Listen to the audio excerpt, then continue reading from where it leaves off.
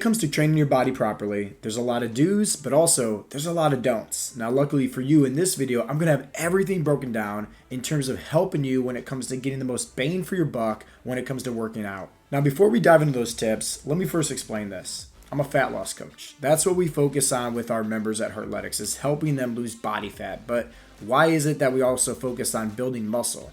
Well, you have to understand this, that at a certain threshold, right, you will get into this metabolic plateau, this low rate of losing body fat where you feel like everything you're doing isn't working, right? And the reality is it's working. It's just that maybe your body doesn't actually have enough lean muscle on it.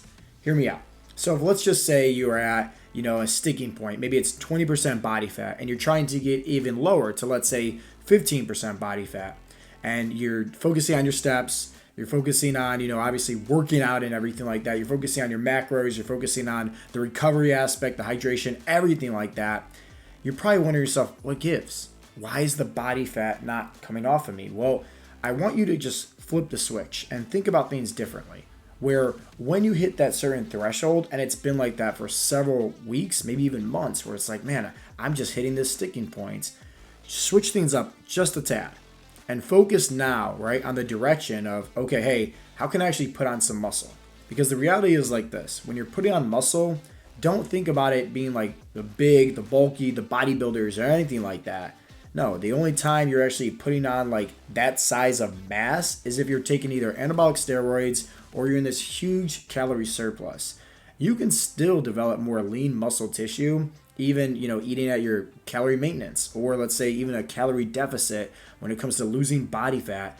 And so I really want you to focus on, okay, if we're able to lose more body fat by putting on that lean muscle tissue, this is where we're going to talk about next tips for you when it comes to, once again, the most bang for your buck, because now you have a game plan when it comes to working out. You have a strategy plan that's going to help aid you when it comes to losing more body fat overall. Tip number 1 is to train each muscle group at least 2 times per week. And here's the reason why. There's your bro splits, which is like your chest, your back, your legs, your shoulders, your arms. But the reality is like this. There is 52 weeks in a year. And if you're training just each muscle group, right, 1 time per week, that's only 52 chances to actually develop that muscle. So now if you're able to do it twice, guess what? That's 104 chances now for you to develop more muscle in that set muscle group. So what I always like to recommend for our members is to focus on training each muscle group at least 2 times per week. Now, if you can do more, that's great, but keep in mind that let's say if you're working out too intensely on each muscle group, you might have a hard time when it comes to recovery. That's why I'm not a big fan of doing like full body workouts, because I know that I have a hard time when it comes to recovery. So I personally like to stick to typically like 4 to 5 day workout routine.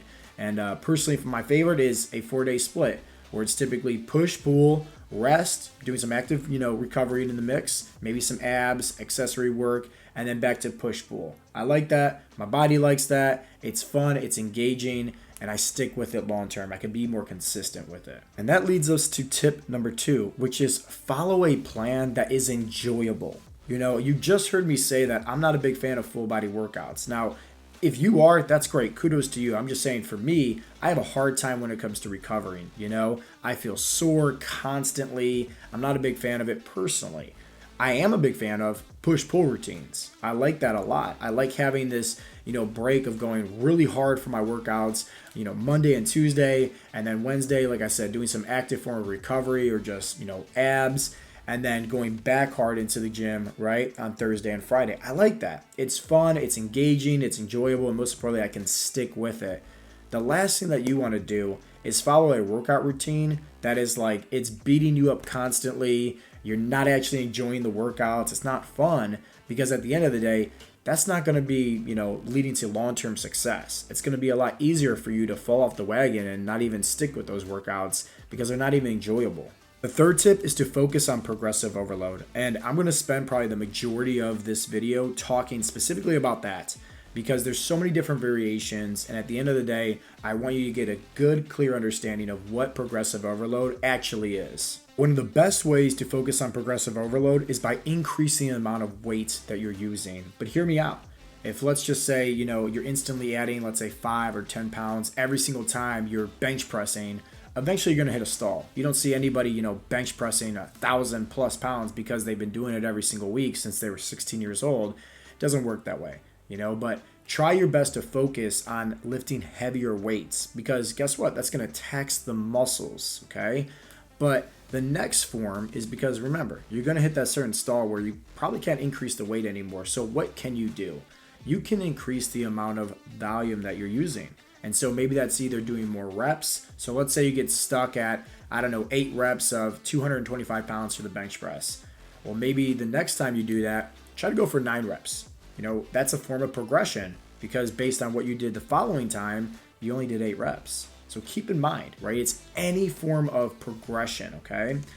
Maybe that's also increasing the amount of, let's just say, sets as well. So it doesn't need to be just reps, it can be sets.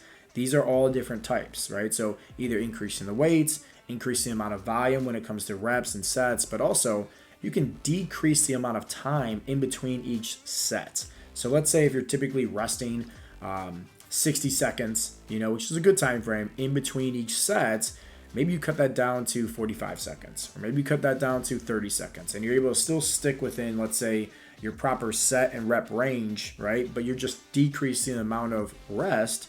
That's still another form of progression. There's other things that you can do when it comes to, taxing the muscles as well.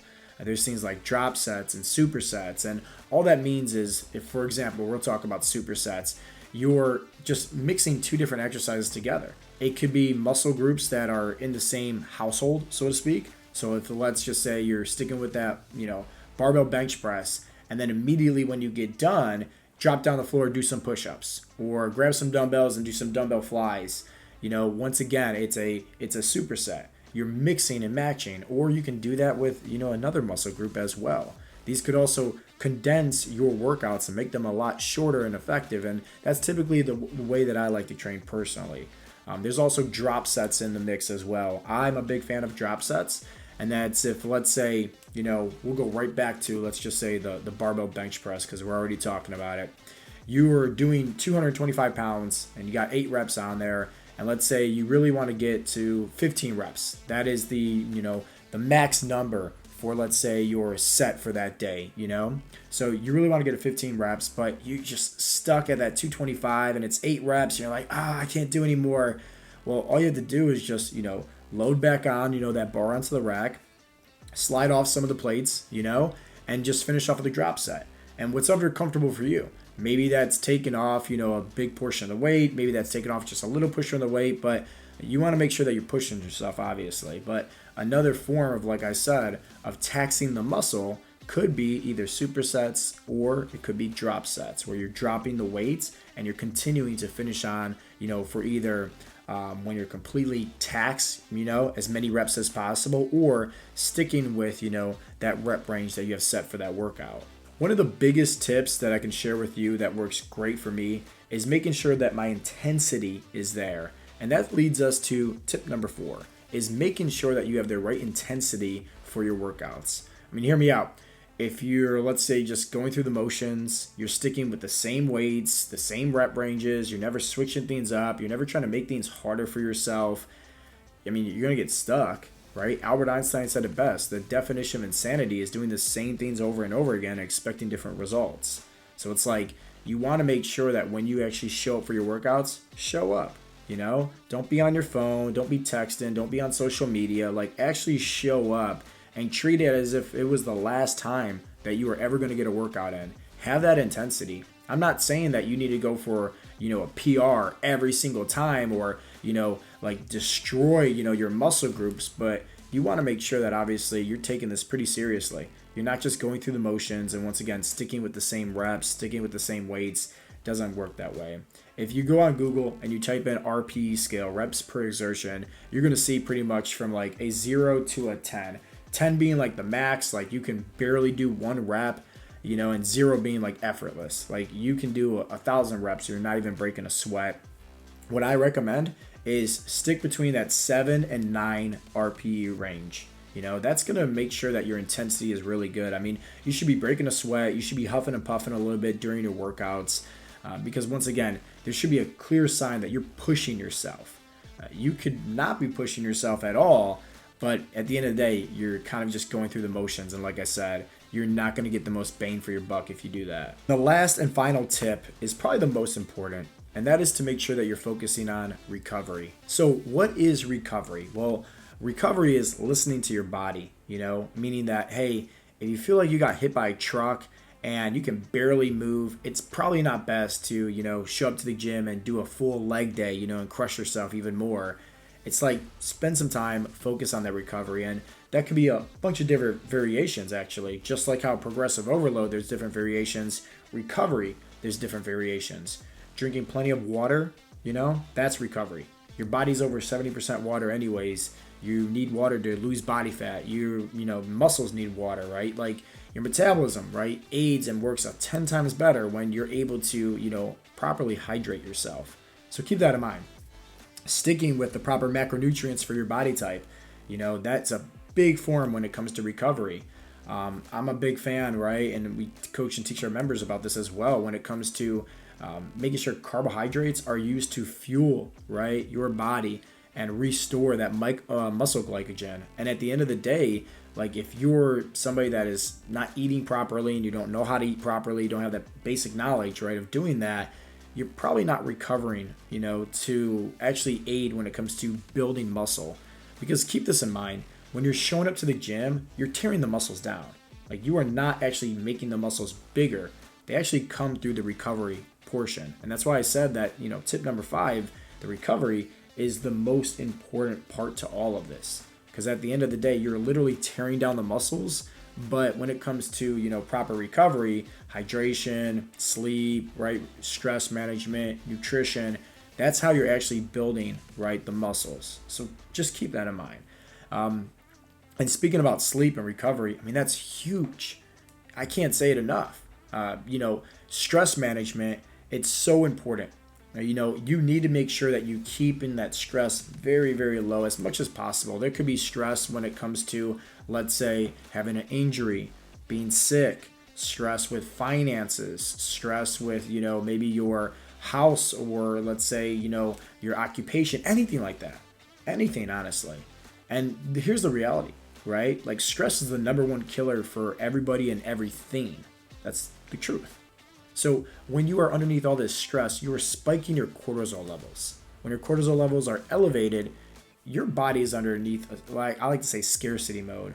Imagine it like a manufacturing plant and everybody's trying to, make these certain products and the fire alarms are going off.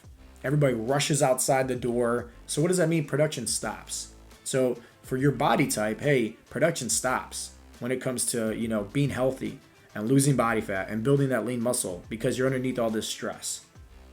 When it comes to sleep, that's also important as well. Your muscles, honestly, it needs sleep. Your brain needs sleep. Your organs need sleep, right? So you should be focusing on getting at least 7 hours of sleep if you can every single night. And if you're somebody that doesn't even know where to start on your health and fitness journey, but you're looking to make some changes and you just need some help, you need some guidance, if you click on the description box down below, I actually have a free fat loss guide that you can simply download and take a look at. We hope that you guys got a lot of value today as I shared my top 5 tips when it comes to building muscle. And keep it in mind, right? When you're focusing on that strength, when you're focusing on, building that muscle, that's also going to aid you when it comes to losing more body fat. If you guys did like this video, definitely make sure to give it a thumbs up.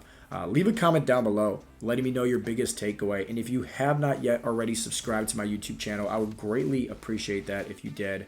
As always, guys, this has been Coach Joe with Heartletics.com, and I'll talk to you in the next episode. Peace out, Girl Scouts.